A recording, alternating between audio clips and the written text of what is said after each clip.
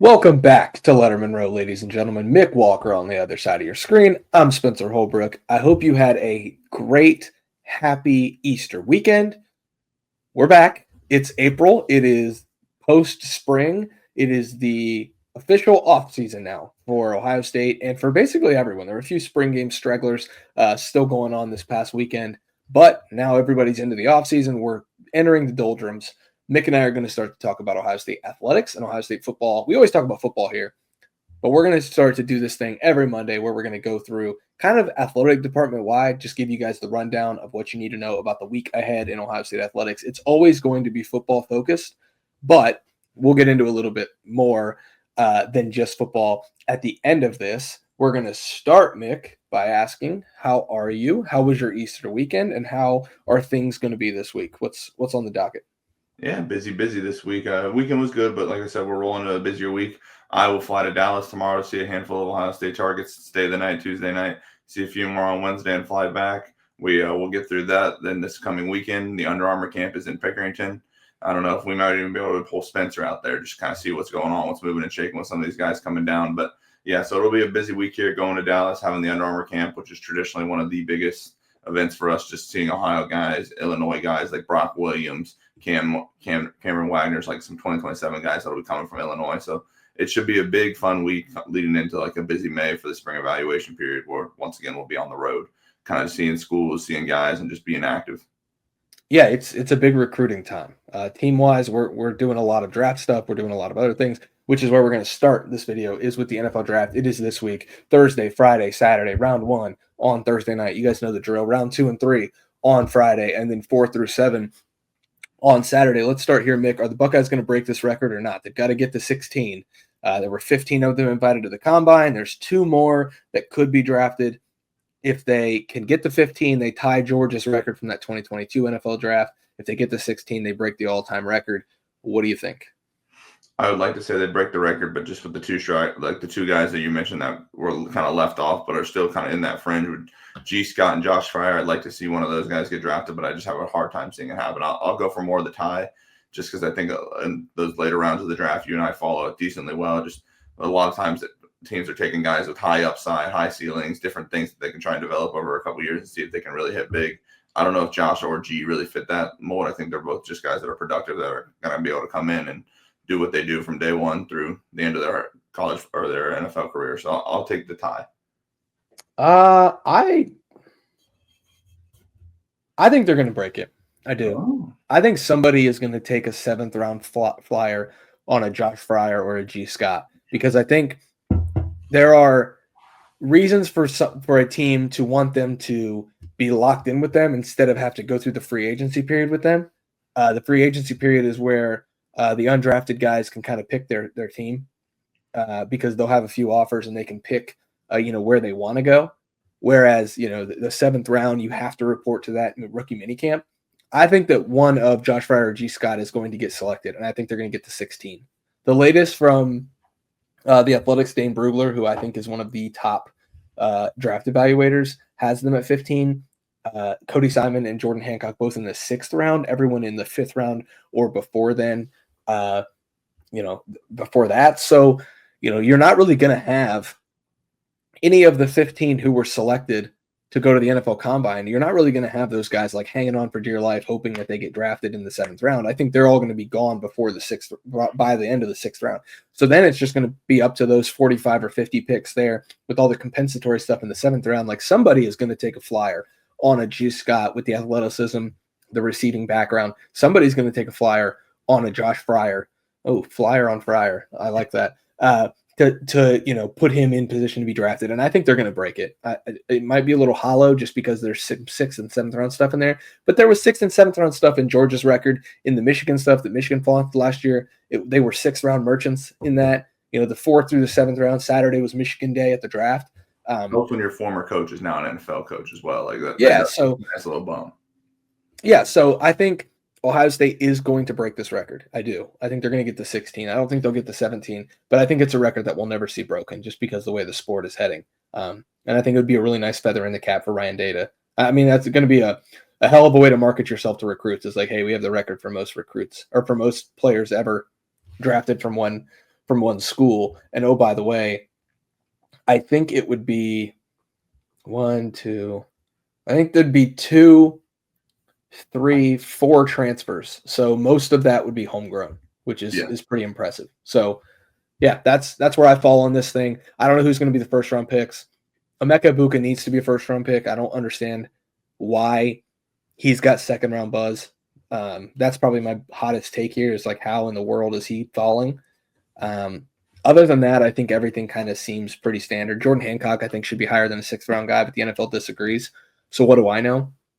Other than that, I don't really see anything that kind of stands out as like a really, are you sure? Donovan Jackson should go in the first round. Maybe he won't, but we'll see. Yeah, I think obviously Josh Simmons is too, just with how much left tackle is like, because I think pure left tackle traits, he's probably one of the better guys at that, like when it comes to the arm length, the measurables, the size, everything, like he fits that really well compared to some of the other tackles. And then if we go back to like G. Scott and even Josh Fryer, like these guys are on the fringe, I think it helps probably Josh a lot that he obviously played right tackle at Ohio State. I imagine he could play both guard spots. If somebody asked him to learn how to play center, I fully believe he is intelligent enough and would work hard enough to learn how to play center. So you're looking at a guy that can maybe play 3, 4, 5 spots or 3 or 4 spots. That's something the NFL values. I think at G's current stage, like he's a guy that like our Pittsburgh Steelers have a guy by the name of Ben Skoranek, who was a wide receiver, then kind of came into the league as like a fullback tight end. And now he's kind of like, if G could do something like that where he's playing tight end, he's playing H-back, he's even learning a little bit of fullback and doing special teams, like those guys are going to bring a lot to the table. Obviously, you have Ryan Day, you have Mick Marotti, you have Mark Pantoni, a lot of these guys that have been spending time developing over the years. So that'll also help them in their corner. And it can't hurt Ohio State that Justin Fry is probably in the Arizona Cardinals war room over there talking about Josh Fryer a little bit just because how much he knows it. Yeah, actually, Mick, like that's a really good comparison for maybe a G. Scott, Ben Skoranek. He's in his 5th year in the NFL as a 7th round pick. Just kind of made a home, found his way to bounce around a little bit, entering his 2nd year with the Steelers. A lot of practice squad stuff. He gets called up for active rosters. Like, if you told me G. Scott had that kind of career, it wouldn't surprise me at all. He's a hard worker. He's not going to be a problem in the locker room, like at all. So we'll see. But I'm just curious. If Josh Fryer doesn't get drafted, I think Arizona would be a good landing spot for him to be back with Paris Johnson, to be with Justin Fry, and to learn the NFL ropes. Maybe he doesn't stick. Because I think it's really tough to stick in the NFL in the offensive line, but we'll see. It's kind of clear that there's not a ton of interest in NFL draft talk from an Ohio State specific channel. So I think that's all the draft stuff we'll do. But LettermenRow.com will have a lot of draft coverage on Thursday and Friday and Saturday as these guys come off the board. We'll be talking about it on the message board. You can go get that for $1 for your first 7 days. We'll have a lot of draft coverage and also the recruiting stuff, which we'll get into in just a minute. Before we get to the recruiting stuff, Mick, Ohio State is recruiting in the transfer portal. It is hot. It is heavy. It is a lot right now in the transfer portal. A lot going on there with the Buckeyes and the portal. They've got a huge visitor on campus today on Monday at 10:30 as we speak here. Bo Atkinson, the former North Carolina edge who had, I believe, 7.5 sacks last year. He was at Georgia over the weekend and still made the trip to Ohio State. That's the first good piece of good news because a lot of times these portal guys will go on a visit and then not make that second visit because they'll commit. He's going to be at Ohio State today. That's a big deal for Ohio State. Georgia's also kind of getting hot on the trail with edges and linebackers and defensive linemen bringing in from the portal over the weekend. So I think that's another reason to believe there should be some optimism surrounding Ohio State here. It's just, they've got to nail this visit because I think he's one of the best players available in the portal, regardless of position. And then you add in that he's on the defensive line where Ohio State desperately needs some help. I think this is a huge day for Ohio State to make sure to land that visit. Yeah, I think you mentioned Georgia as kind of the other competitor that we really know. Obviously, I think Pete Nikos from On3 and Steve Wilkfong have come together to confirm that he's done a few Zoom calls. But when it comes to Bo and just his actual recruitment, it seems like Ohio State and Georgia are kind of setting the pace with both those schools. I mean, like you said, Georgia got him on campus this week. Ohio State has him on campus today. And obviously, you read in between the lines because unlike high school recruiting, these transfer portal guys aren't talking after every visit. They're not really saying a ton. But like Georgia had they had the Army edge rusher who committed to him shortly after his visit on campus. He commits. They had another defensive lineman, Josh Horton, out of Miami on campus. He visited, he commits. And then there's a running back they landed yesterday also that was visited. He commits. So if you look at all that and you go, well, Bo Atkinson's the only one that didn't commit on the spot after his visit. you'd like to believe the door's somewhat open for Ohio State. I think there's a culture fit, a scheme fit, different types of things that they can do there to really benefit Bo. And obviously now that he's on campus, we'll be prepared and we'll try and have everything we can for the intel. But the other big thing, obviously, with Bo, we know that one was coming over the weekend. We also reported you have a couple other new guys on the list. Orion Irving, the Sam Houston State left tackle, Justin Terry, the West Virginia offensive lineman, and then Troy Pikes, the Georgia Southern defensive tackle. Those are the three that we've confirmed. They'll all be on campus, I believe, next Friday, Saturday-ish. Out of those three, Spencer, we've talked about them. You and I have personally talked about them offline. Which one of those three intrigues you the most? I think it's interesting. I think it's the offensive line, Nick, because one of the things that we didn't really expect Ohio State to do, like mid-spring, if you had asked me where they're going in the transfer portal, I would not have said offensive line. And I think that is mostly because you see 5, 6, 7 guys that all could be starters here. You think like, okay, they're set. But then we go into the press conference at the end of the spring game, and Ryan Day says, you talk about your depth a lot. One of the things for us is we're down 2 on the offensive line. So numbers-wise, they don't like where they're at on the offensive line. The Lettermen Row roster tracker, it's a private document, but it is something that we kind of share here and there. I've got 5 offensive tackles and 9 interior offensive linemen, so they're at 14 offensive linemen. It's clear that Ryan Day and Tyler Bowen would much rather be at 15 or 16, which is why they're going to take a ton of guys from the recruiting trail in the 2026 class, but it's also why they're looking for immediate help in 2025. And if they can get a guy with multiple years of eligibility who can come in, develop, and potentially play for this team down the road, I think they would do that, which is why I think. Yeah, I have you. My internet's just running slow. I'm trying to figure this out. I think it's mine too. Hopefully this recording. Yeah. For me, though, Nick, it's Justin Terry because I think like Pick Central kid, Ohio State loves Pickerington. They love Pick North. They love Pick Central. He is a class of 2024 guy. He's got a ton of eligibility left. He's a guy that maybe they evaluated and didn't fall in love with on the recruiting trail. And whether that's Ohio State or whether it was Justin Fry, like they clearly see something they like now to where they're willing to take a visit from him. He's got 4 years of eligibility remaining, I think. 4, right? Correct. So, you redshirted last year.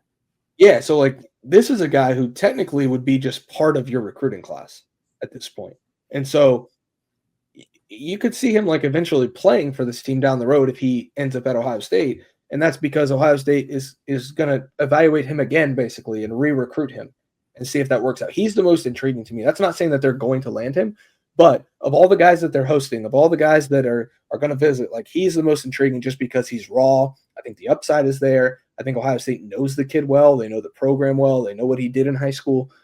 That's why he's so intriguing. But obviously, like the headliner of all this is Bo Atkinson, just because he can be an immediate impact defensive lineman. Yeah, I think Troy Pikes would be an interesting guy. The Georgia Southern offensive lineman or defensive lineman.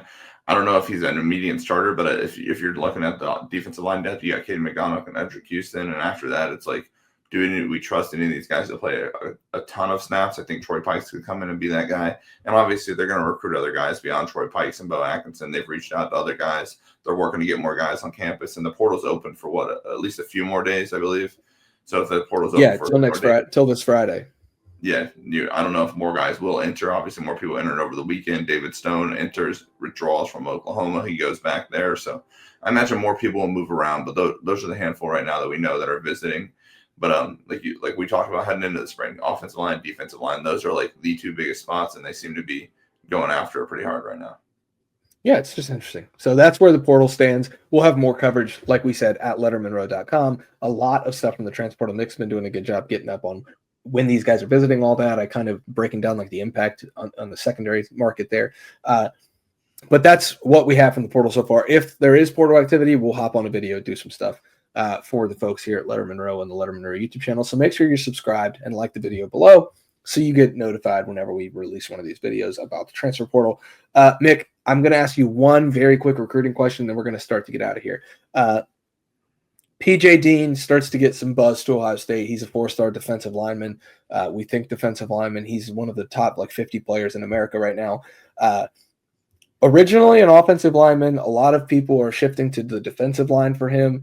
Is Ohio State recruiting him on the offensive or the defensive line? And what are you hearing of buzz-wise about PJ Dean in Ohio State? Because it seems to be picking up some steam. Yeah, he's one of the guys that Lettermen Row went and saw during last season. We stopped at his school, caught a practice, and even then he looked really thin, but he was still ranked as a defensive lineman. He looked, our offensive lineman, he looked about to be 240, between like 240 to 260 pounds, which is pretty thin for a high school offensive line prospect. He hadn't visited, though. Obviously, he visits last week, and I think that's when things started to shift. I think he had been in contact with Tyler Bone. His coach had been in contact with Tyler Bone, but you get him on campus, and I think he started to come around with the idea of, I just want to play defensive line. And with a guy like him, he's as talented. He's been doing both at the high school level. So you have highlights, you have clips of him playing both. You can evaluate him there. I think Larry Johnson got him up on campus. Nick Murphy, Mark Pantoni, like some of these recruiting department guys got him on campus, spent time around, and just figured if he wants to play defensive line, we like him there. We'll let him play defensive line. And I think he told either Chad Simmons or Steve Wilfong, or at least somebody on 3 coming out of his visit, that Ohio State was kind of number one for him. That tracks. And then over the weekend, Easter Sunday, Steve blesses us with a little gift of an on-3 RPM of PJ Dean to Ohio State. So it's been, like you said, buzz has been picking up, but I don't know of anything imminent, but it does seem like Ohio State's trending in a good spot for PJ Dean.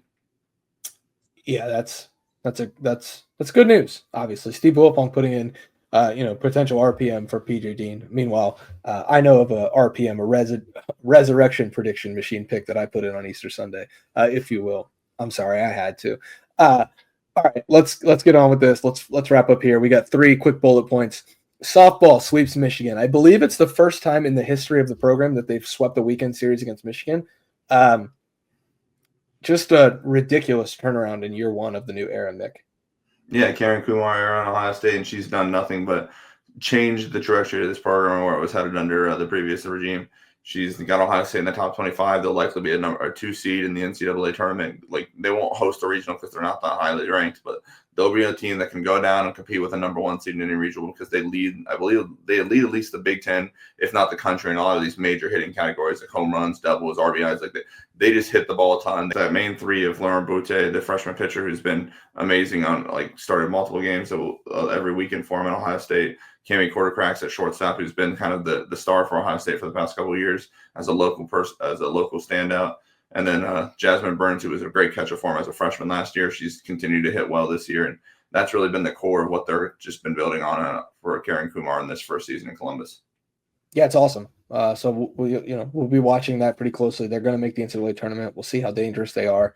They're probably going to have to go to the SEC and play one of the 4 or 5 best programs in the country, whether it be Tennessee, Texas A&M, Oklahoma, Oklahoma is like the softball powerhouse that everyone should know, and then Texas. That's not going to be easy if they end up going down there, but this team hits dingers, they hit doubles, they run the bases well, they hit for power. So we'll see. We'll see what happens, but it's going to be really tough. But I think that she set this up in year 1. No matter what this ends up being, it's a roaring success, setting them up for the future of the program, and they're going to have to hold on to her as the head coach because there's going to be some heavy hitting programs that come calling for her. Ohio State can match anything. It's just, what does Ross Bjork want out of his softball program? And I think you're already seeing that right now. Obviously, much bigger and more expansive rebuild on the baseball side of things. We won't even talk about that right now because we don't want to put people in a bad mood. Last 2 things. The lacrosse team, Mick, men's lacrosse, great weekend. Yeah, hat tip to Nick Myers, the whole coaching staff there, and the men's lacrosse team. You beat Michigan up Ann Arbor to win your first Big Ten title in program history. They've kind of flirted around as a top 5 program all spring. So to get that done against the team up north for them, and the match, the game, however you want to preface it as a lacrosse program. But I know they're pumped about that inside the building over there. Obviously, it's going to affect recruiting. It's going to affect a lot of things. But just this season in general, to win a Big Ten title for the first team and for first time in program history is a big win for the lacrosse program. And now you enter into the spring and the postseason where you hope that you can make another run there. And then last but not least, my headline, because you cover the softball team, you do some of the stuff with the lacrosse program for us. But for me, I'm a golfer, man. I love the sport of golf. And I loved last year before the Masters talking to Neil Shipley, who ended up being the low amateur at the Masters, who ended up being the low amateur at the U.S. Open. So he's got some accolades now. Decent start to his pro career last year once he graduated. Now he's on the Korn Ferry Tour, not on the PGA Tour Americas. He's kind of working his way up the ranks trying to get to the PGA Tour. He's had some ups and downs this year, a few missed cuts that I think he would like to have back. But He goes to Florida in the LeCom Suncoast Classic and wins on the Korn Ferry Tour. That is a huge, huge deal for him trying to get that PGA Tour card for next year. Shout out to Neil Shipley. Was really gracious with his time last year. Was a great guy to talk to. Has kind of made the memes about – there's been memes about him from his time in Butler Cabin at the Masters last year. There's been memes about him at Waffle House because he's such a big Waffle House fan. So to get a win on the Korn Ferry Tour, he's a rising star on the PGA Tour, somebody that you all should know. He's an Ohio State alum. And then last but not least, like, it's not going to get the headlines that Shipley did because Shipley actually won the thing. Maxwell Moldovan, who was a longtime Ohio State golfer from Uniontown here in the state of Ohio, a local product. His dad is the head pro and his coach at the country club that he belongs to. Maxwell wins last week on the PGA Tour Americas, so he gets a start on the Korn Ferry Tour. He makes the cut on the Korn Ferry Tour, cashes a little check there. Again, not the sexiest play there just because Neil Shipley won, but you had two Ohio State golfers on the Korn Ferry Tour this week. One of them makes the cut for his first ever Korn Ferry Tour event as he tries to work his way up that ladder, and then Neil Shipley obviously grabs a win. So shout out to both of those guys. They were great guys last year, helped the Buckeyes kind of get their golf program back on the map with Jay Mosley.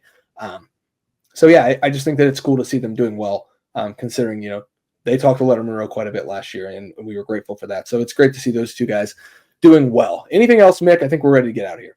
Yeah, sorry for any technical difficulties. Spencer's going to make sure that this looks great, sounds great, but we've been battling here a little bit today.